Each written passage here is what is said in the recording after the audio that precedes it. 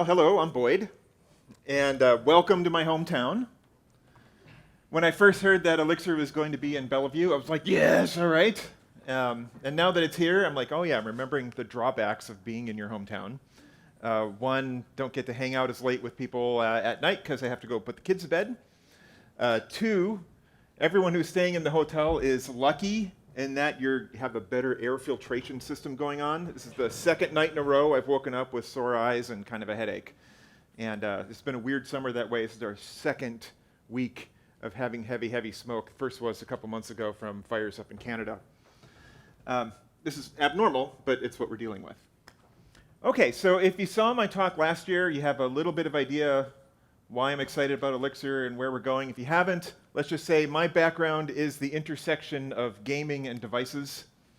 I care a lot about UI, I care a lot about security, I care a lot about devices that make the maximum use of the power that they have. Okay, game consoles, right? So when you ship a game on a console, you get into the mindset that someone's bought this piece of hardware and they want the absolute maximum amount of power they can get from it. And how do you make sure you can deliver that for the best cost that you can? So anyway, I love the programming model behind Elixir. I love the idea of using Elixir on embedded devices. But I have a problem with it in that I don't want to take my 20 megabyte boot image and then go and put Chrome on it in order to have a UI. I mean, that's kind of what I was complaining about last year. It's kind of what was getting me going about it. And it's like, oh, if only somebody would go and start writing a UI package whose only dependencies are Elixir, Erlang, and OpenGL. That would be nice. Get the minimum set of drivers on there and let me start building UI and let me start building the forms and the things that I need to put a practical application together that I can put onto an embedded device and have it work. And finally, I don't remember exactly when it was. It was probably November when I finally got mad about it and said, fine, I'll just do it. And yeah, it's like a lot more work than you think it's going to be. And it's not done. So this is work in progress. But what you're going to see is, aside from I went to the Seattle meetup a couple months ago and showed really early work in progress, this is kind of the first big public talk I'm doing about this piece of work. It's not done yet, and we'll talk about what's left and kind of timelines and all that. But part of what I'm hoping is that we get feedback from people, and if you have opinions on designs, I'm open to it. So there. So as we go through this, I'm going to try to educate everyone about the directions I'm going, why I'm taking the steps I'm taking, why the design decisions have been made that I've been working with, and walk you through a roadmap on how you could possibly build an application with it. Okay, so the first thing that I try to do when I sit down for any big project is I try to write down what are the goals. If you don't know what your goals are, what you're trying to achieve, you're going to end up writing lots of software that ends up not mattering, right? So my first goal is minimal footprint. If I'm targeting embedded devices, I don't want to have to install a gigabyte worth of web browser, right? Number two, minimal dependencies. I hate complexity. I have suffered with it too often. I've been in DLL hell for way too long. I just want to reduce my complexity footprint as much as I possibly can. Three, it needs to be efficient. We're talking about embedded devices. We're talking about battery power, so I want to be aware as I'm writing it, and as you're writing it, how much work is happening in the system and minimize that workload as much as possible. But that's not enough. I want this to be easy to develop. We've learned how to make UI in HTML. And by the way, this is a weird thing happened as I'm working on this. There was a time, I don't know when, a couple months ago, maybe 4 months ago, and it just dawned on me that thinking about how you build UI, in a way, kind of stopped at the advent of HTML. The world took a turn, and we thought a lot about server-driven UI and delivering UI from a website.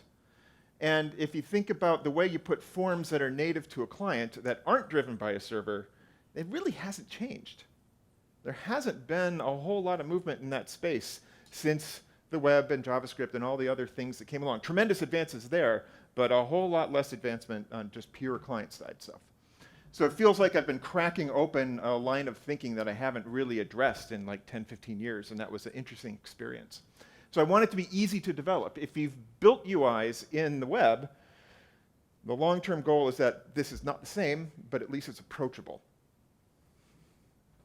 If I build a piece of UI, I don't want to have to worry about rebuilding it if I'm running it on a Raspberry device or a BeagleBone or in a simulated window on a Windows machine or on a Macintosh. It should be the exact same code. And then finally, I'm not going to write the definitive answer to all this. I want to come up with a way that people can put together packages of UI collections and behaviors that are easily consumable by everyone else. So, I'm working on a core piece, and then I expect the total body of work to be tremendously bigger.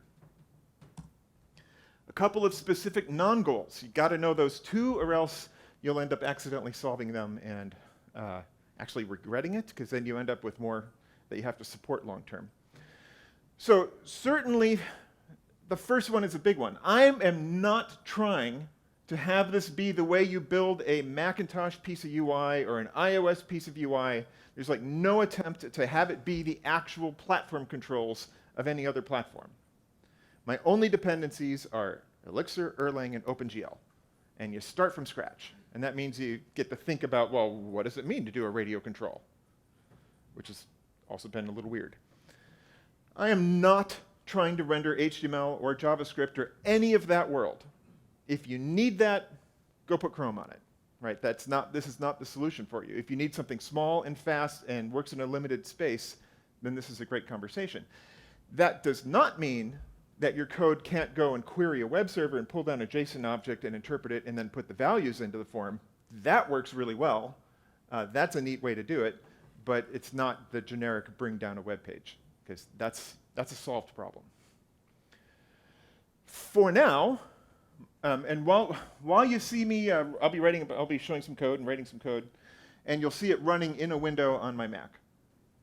I've got one window that I'm supporting, so for now it's a single screen device sort of platform, but I can imagine ways that I could have multiple windows supporting. And likewise, I'm not really trying to integrate this into the overall Mac UI, so I haven't built any support for menus and that kind of stuff. The last one, does anyone know what the difference between immediate mode and retained mode is?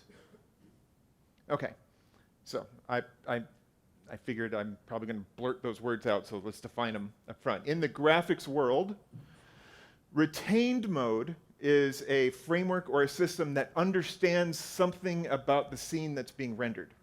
So HTML and the DOM is a great big retained mode system. Right? You're building a DOM, you're putting objects in the right places. There's a defined language that you speak to the browser saying, this is how you render it, but you're not saying, okay, start here and draw an arc and draw a line and draw another arc and draw a line and draw another arc and a line, and that's my button. Right? That would be immediate mode. Do what I tell you to do right now. That's immediate mode, and it's often used in games. Right? So if you're trying to render 60 frames a second of someone running through a forest, you might prefer to use an immediate mode sort of approach as to how you render the scene. But if you're trying to build forms and UIs, then retained mode makes more sense, because I can make some assumptions about how things are being built and how to optimize it to send down to the graphics card. So this is a retained mode system, DOM-like, not trying to build an immediate mode, so not necessarily thinking games, but I could imagine a way to have an immediate mode view into the world.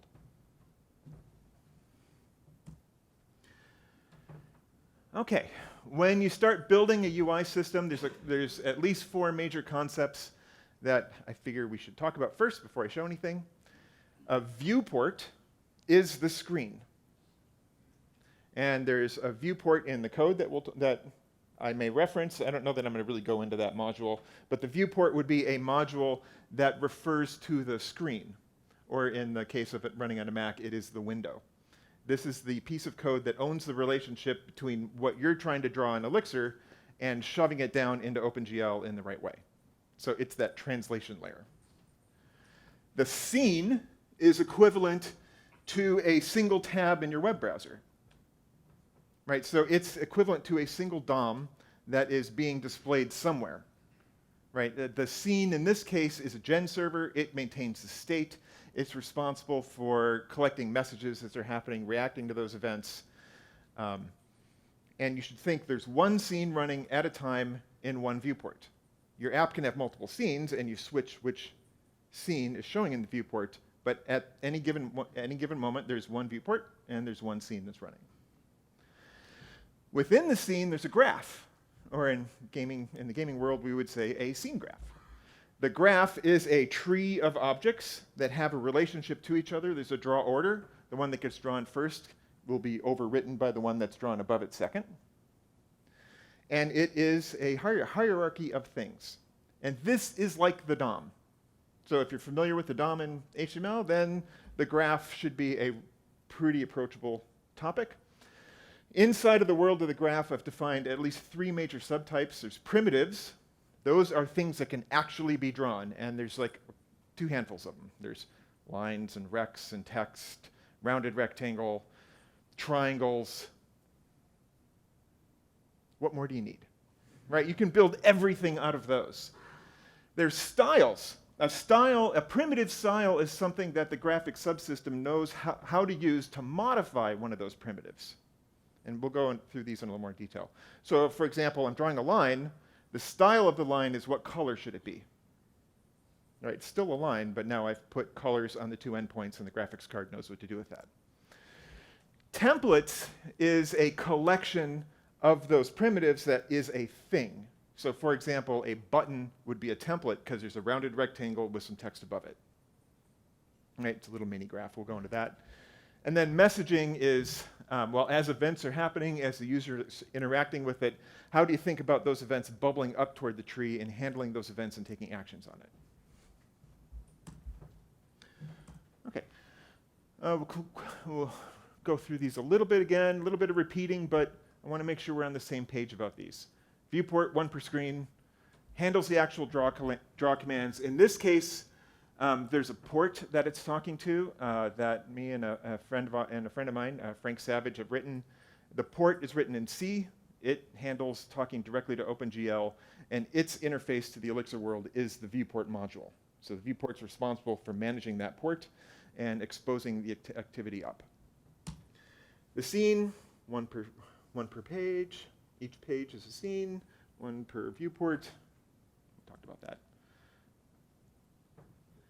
Another thing about graphs that I think is important is, unlike the web, where you bring down a web page, and I hear people being really proud about rendering that web page in 100 milliseconds, 200 milliseconds on the client, I need to be able to render these scenes at the frame rate, right? So 16 milliseconds tops. If your scene is rendering in more than 16 milliseconds, it should probably be redesigned. But that turns out to be pretty easy if you build it at compile time. If we can build these scenes at compile time, build the whole graph, it's just now a static blob, and all you have to do is scan it as you're running the application and hand those components down to OpenGL. It goes pretty fast. I've got my most complicated scene is running in a millisecond or 2.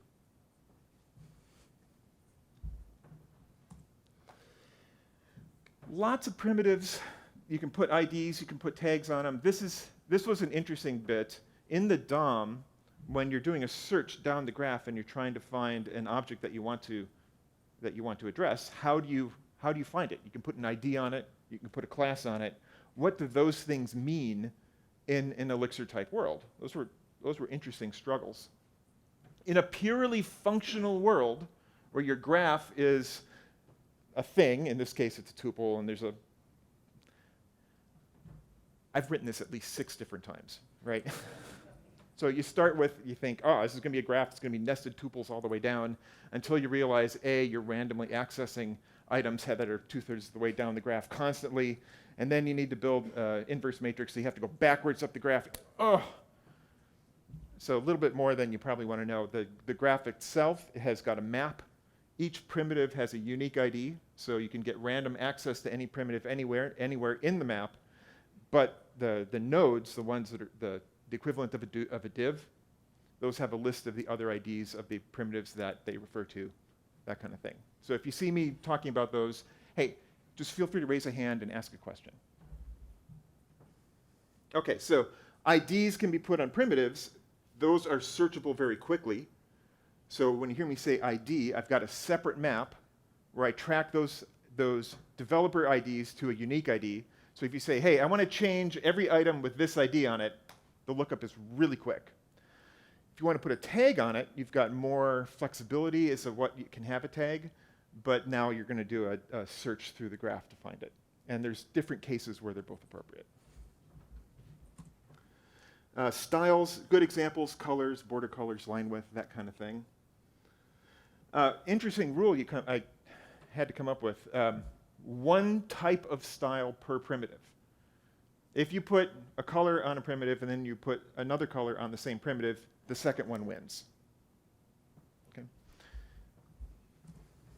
And then finally, the last thing I'll talk about before I show some code is transforms. Okay, I came from the gaming world, right? In the web world, you think about styles and you think about positions and things auto-flow. Auto-flowing is hard. I'm just not going to do it. Right, so you're going to think about where on this fixed size screen do you want to put the items. I don't have to worry about auto-flowing. You're going to put them where they are. And then if you want to change the position, the shape, the size, the rotation, you apply a matrix to it. And this is a transform matrix. It's a 4x4 set of floats. And if you go look up on math sites, you realize that you could take a 4x4 set of floats and you can transform a piece of UI in about any way you want. You can rotate it, you can flip it on any axis, you can make it bigger, smaller. It's actually really flexible and amazing what you can do with a simple matrix transform. And I've done my best to make it so that they're pretty easy to use. On any of the primitives, you just say, hey, I want to rotate it 0.1 radians, and then it goes and builds the appropriate transform and applies it, and the thing rotates. Or if you want to get into it yourself and you want to do something more complicated, a specific transform, you can go and build that matrix yourself and just apply it. So trying to have both the complicated way to do it and the easy way to do it. Okay. So here's a very simple scene. Forget all the, just imagine you don't see all the aliases there. They're just to make it a little easier. So at the top, I'm using a scene, and that inherits a bunch of properties, like this is a gen server and default behaviors of some of the required code. It's really simple. At the top, with a compile time symbol, I'm building the graph. In this case, it's empty. But the important bit is by putting it with the @ symbol in front, this is being built at compile time. Which one? The right side or the left side? Okay. So that's being built at compile time. And then at runtime, when I'm initializing the scene, you basically put the graph into the right place, and off it goes. You could build the graph at runtime. That's your choice. But why spend the cycles on it, and why use the battery on it? So if I run this, what I get here is a black on black window, of course, so it's hard to tell. I've gotten a blank window, and there's nothing in it. It's an empty graph. And that all by itself was hard. An empty window! Okay, so first one, I'm just going to cheat and uncomment this one line. Graph.build returns an empty graph. I pass that graph in as the first parameter to the type of primitive that you want, .add to graph. Now you'll see the 0 in the front. I have to tell it what node in the graph, what div, I want to add it to. The root is always 0. That's the only one that's predefined. If you want to add it to the root node at the top level of the graph, you put a 0 in. Otherwise, and I'll show you how that works if you want to put it into a subnode. This will add a string. This is in the demo scene at location 20 horizontally and 80 down. There's a general pattern I'm trying to follow where add to graph is always the graph, the ID you're adding it to, and then a piece of data specific to that primitive type. So text says, hey, I need a location and a string. So if I run this, did I save it? There it is. This is in the demo scene. Now, behind the scenes, what that's done is the engine has gone and seen, this is a text string. I need to load a TrueType font. I need to parse a TrueType font. I need to build a font table with all the different letters in it, and then paste those letters up onto the screen in the right locations. It's not actually that easy, but it works. Okay. So let's add a few more. So let's add a rounded rectangle to node 0. Let's start it at location, I don't know, 100. No, let's make it 10 and 100 down. Let's give it a width of 200, height of 80, and a radius 4. Oh, I gotta close a tuple, right?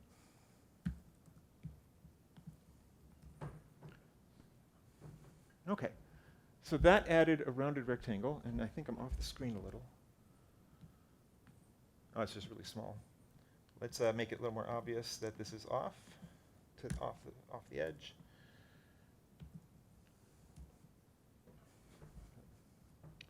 Oops. Okay, so that added a second primitive to the graph.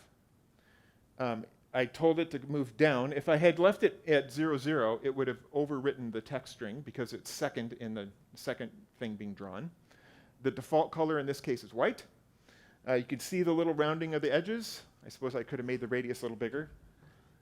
And then we're going to put a style on it. Let's make the radius bigger. Now, the fourth. The first one's the graph, and then the UID, and then the piece of data specific. The last one is a list of options. And that list of options is basically a same list of options you can put on any of the primitives. So let's start by doing something interesting. Let's change the color. So I will add a style.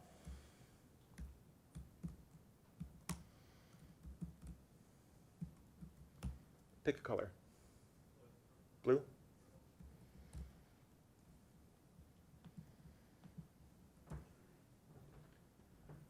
All right. This could be a list of styles as well, if I want to have more than just the one. And there's different kinds of colors. But for this one, you notice I put in an atom which was blue. You can see down here, this is a little hard to see, but there's I got the tree open. I don't know how to make that bigger. Of all the different types of primitives, I'll open up the style.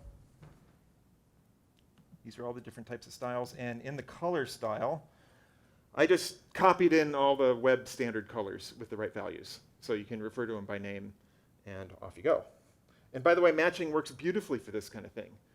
All you're doing is you're passing in a tuple, and that goes into the toRGBA function, which matches it to the correct one, and bam, you got the right values. Which was actually super cool, if tedious to enter in. Okay, where am I? Demo scene. Let's add another one. Let's make it a triangle. Add it to the same place. In this case, what is a triangle? It's 3 points, right? Yeah. Okay. So that's probably going to look something like this. And let's start 20 over and 100 and let's call it 200 down. And then we'll make it 200, 200, and then 200 and no, I want to make this 20, 200, and then 200, 200.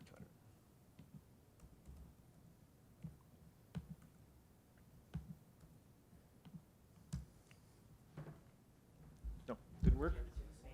Did I save it?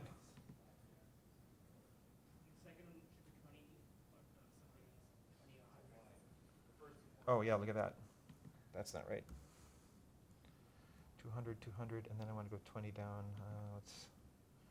Oh, I'm not thinking. I'm on stage, and I'm not thinking all of a sudden. So then I want to stay same height, so let's make this a 20. And then make that one 200. Right? Is that going to work? People who can think and aren't on stage? Yes? Okay. It's the second one, so it's over the top of the rect. I can change the color of that guy. And we'll do it slightly more interestingly.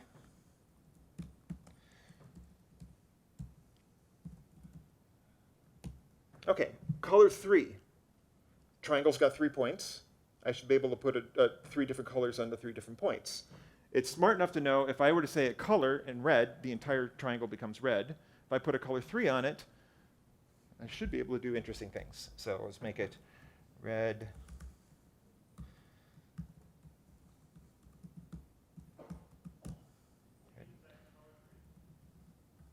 Yeah, I meant color 3. It will actually reject a color 2. Those work on lines, but not triangles. Okay. All right. Okay, so now we start realizing, some things that are hard in HTML and other systems are easy because you get to take advantage of OpenGL. All you got to do is put the right colors on the points, and pow, you got really interesting things happening. All right. Likewise, what if I want to start rotating and scaling and doing weird things? Let's nest this stuff in a group.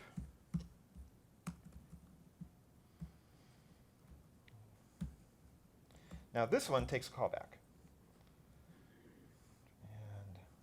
And the PUID here is the parent ID.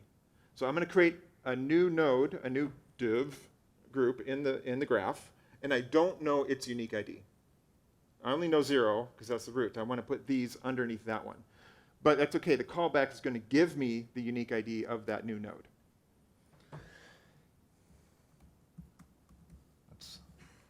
I can totally type.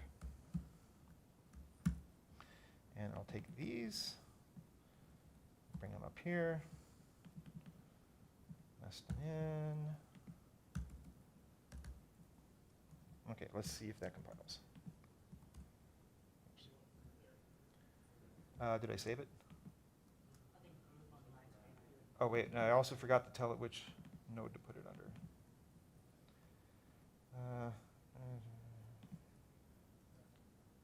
No, undefined function graph. Oh, group. I meant to say graph. Okay, so it looks exactly the same. But now there's a new node in the graph, and those 2 items are under that node. So I can start to apply styles to the group, and they will be inherited by the items that are down below it, which was not easy. So let's do that. Let's put a translation matrix on this. Let's do something more fun. Let's rotate this 0.2 radians.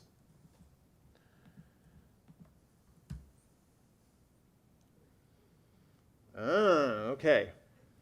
So now, because I've got the full power of a matrix, I can translate, I can scale. Show that, 2.0. Right?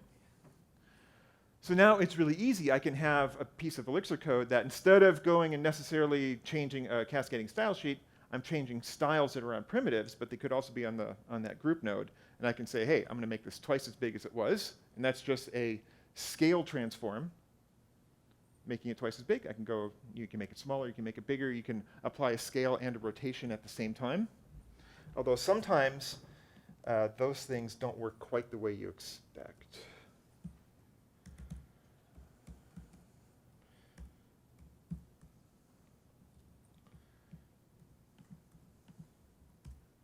Oops, I'm just going too fast. OK, so there you go.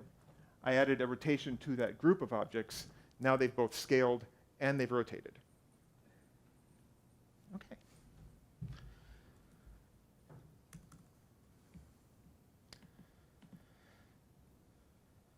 Oh, I guess I kind of talked about transforms and styles and primitives.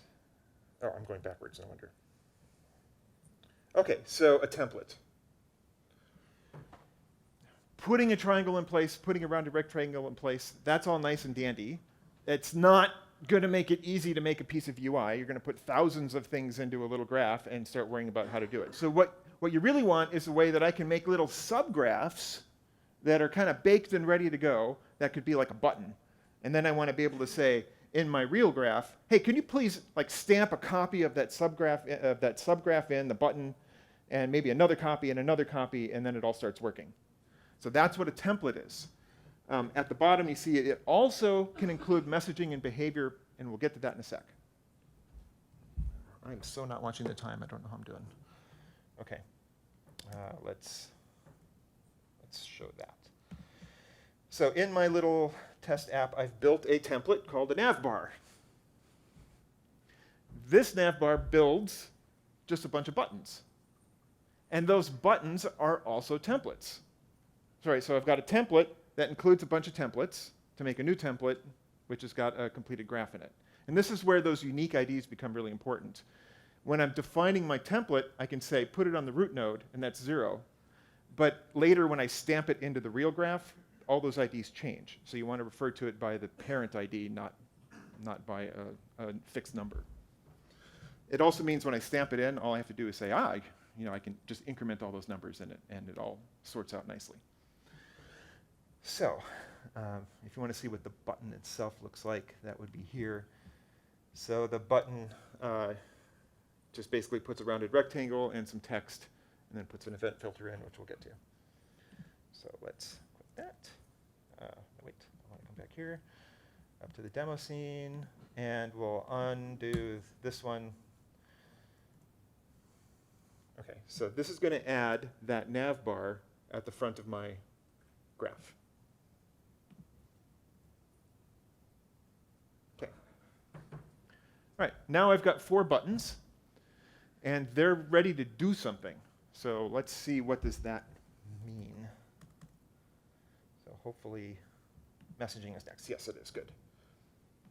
OK, so one of the things I like about the DOM in HTML is that a message happens, and it starts on the most appropriate item in the DOM, and then you can filter it, you can change it, and it starts bubbling up the tree, and you have bubbling messages going all over the place. And that's actually a really neat concept.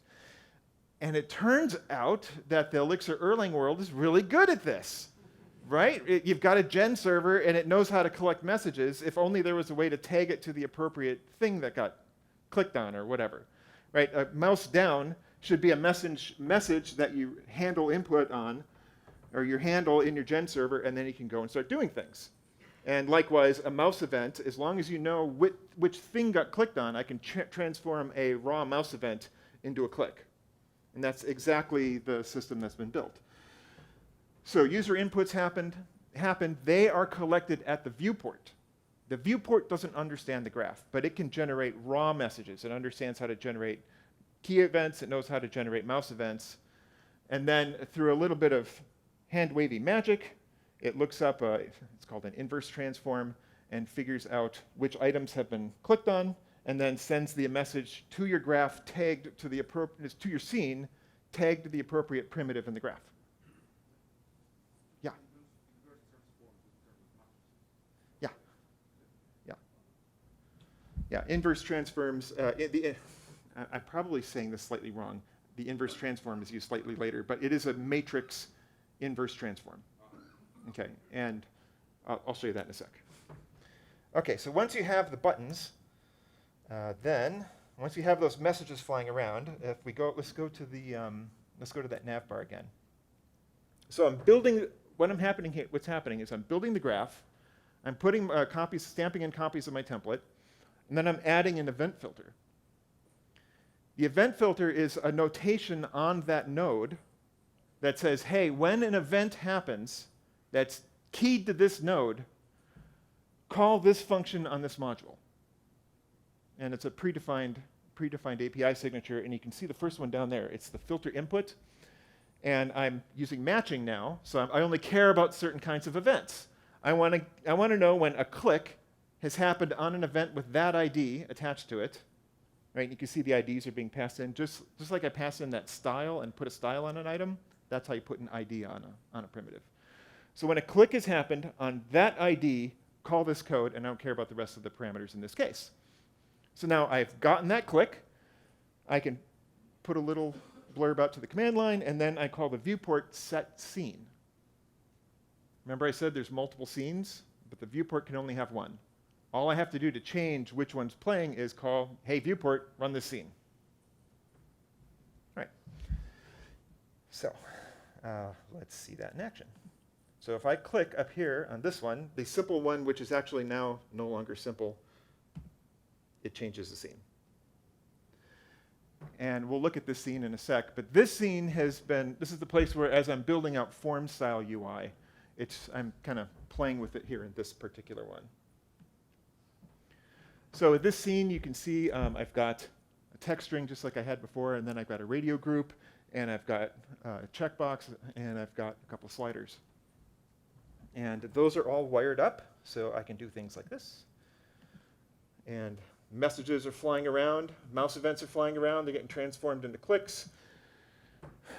The text on the right is being handled by the scene where it says radio B.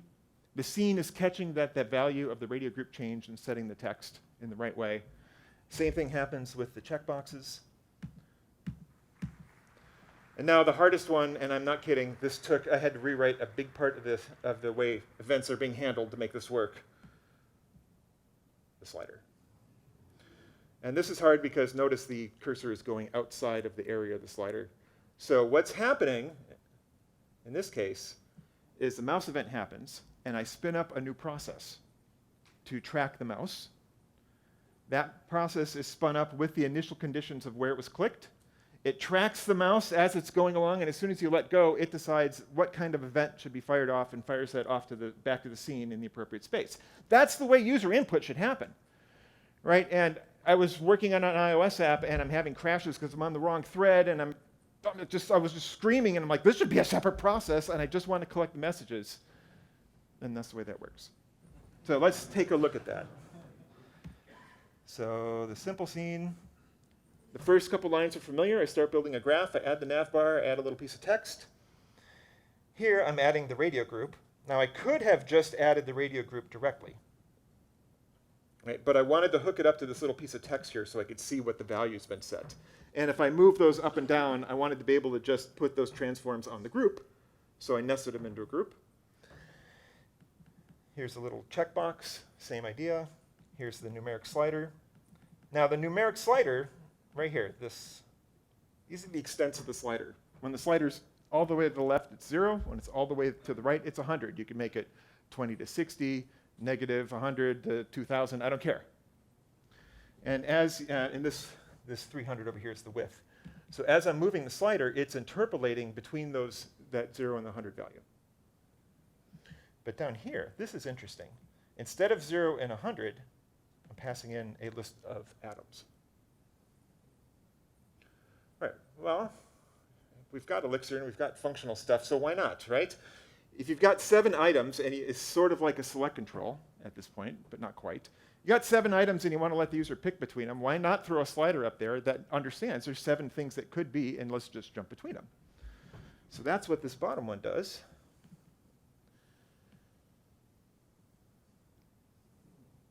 All right, that's kind of cool. So what's happening down below is as input events are happening, let's go to that color slider. I'm catching that a value change happened on the color slider, and I'm collecting the value this time. So what's the current value of the slider? And it hands me back the atom. Frankly, it could be any Erlang term. It could be a whole map, it could be a tree, I don't care what it is.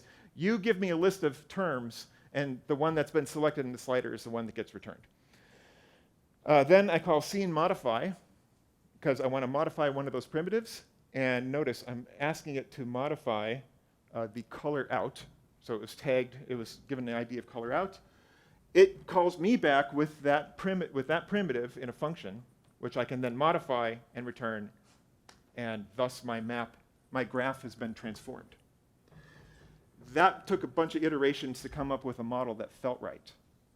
If you're passing an ID in, so it's an atom, it knows it's an ID, and it does a really fast lookup into that table. If you're passing in a tuple, which would be tag and a string, that'll work too, but then has to do a search to the graph. If you pass in a number, it assumes it's a unique ID, and that's also really fast. OK. Let's see. Oh, just because I can. Just because I can, and just because this was wildly difficult.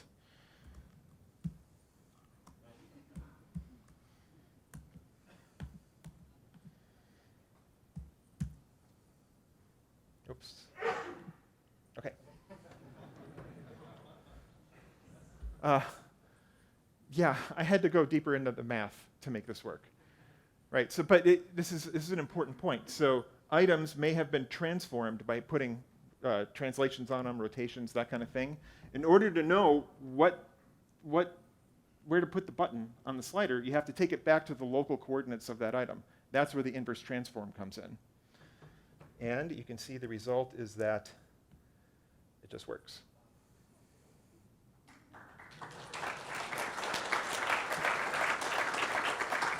Okay, I'm worried I'm going to run out of time, so let's kind of spin through a couple more things real quick here. Code. Animations. Yeah, let's do some animations. First, let's look at a scene. In this scene, I'm going to add a triangle. Then we'll do some buttons. We'll kind of get what that looks like. This is a fairly complicated group that I'm adding. So there's up here. Num lines is 10. So I'm going to add 10 lines at random locations, random line widths, and random colors. And then another triangle. All right, so that's what that looks like. Now, here's where it gets interesting. Let's uncheck these two. In the Elixir world, I can send events to myself in the future. So what this is effectively doing is I'm sending an event to myself saying, rotate this triangle 16 milliseconds from now by this many radians. And then because it's an animation, when that event is received, it sets up the next rotation 16 milliseconds from that one. Right?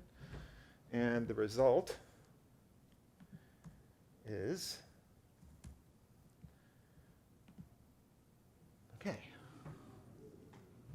okay, so those are rotating. This is where it starts getting fun, right? So those are rotating at 60 frames per second at a speed that I effectively defined by saying what those radians should be. Now you'll notice, see the corner, the red corner of the upper triangle? When I defined it over here, unlike before, instead of just passing in red, I passed in a tuple, which was red and a transparency and an alpha channel, right? And that 2 RGB that we did before is set up so it can collect that kind of stuff. So I could have the whole thing be transparent, half transparent, just one of the corners, that sort of thing is really easy. Another thing you'll notice is if I click on the simple button, it'll switch. But if I click on it when it's occluded, the triangle caught the click. Right? So with the and the triangle doesn't know it's rotated. It thinks it's standing still. It's the matrix that's changing. So in order to get it to work, when a click happens, you have to go backwards through the matrices to map them back into where the things actually are on the screen. Okay, one more. Let's just for the heck of it, let's animate the width of the lines and the positions of those endpoints.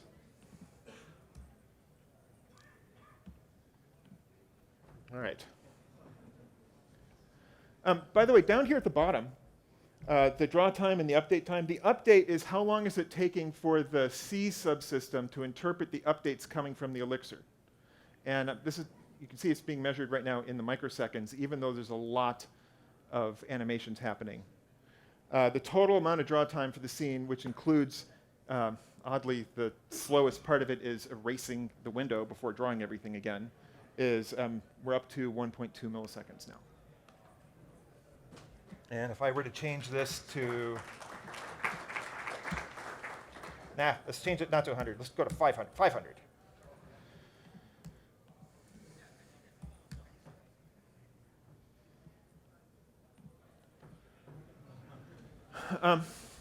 So now it's obviously taking longer. There's a lot more data flying back and forth. But interpreting the update is still, 8 milliseconds. Actually, because the C part is a port, a significant amount of that time is passing a lot of data, doing a copy of a lot of data and passing it out to the port. One of the things I'm playing with is rewriting that part as a NIF, and then that goes a lot faster. I'm like, done? All right, well, I guess I'm out of time. And how badly? Pretty badly. Hey, if anyone wants to see, I'll tell you, a couple things I didn't get to. I'm just going to go for 30 seconds more. I've written a command line in this. So I can actually run my own test suite in it. And then things that in the to be done, I don't have a formal name for it yet. Haven't decided when I'm going to release it. There's a little bit more work I need to do. And if anyone's got any questions, just come and talk. Thank you.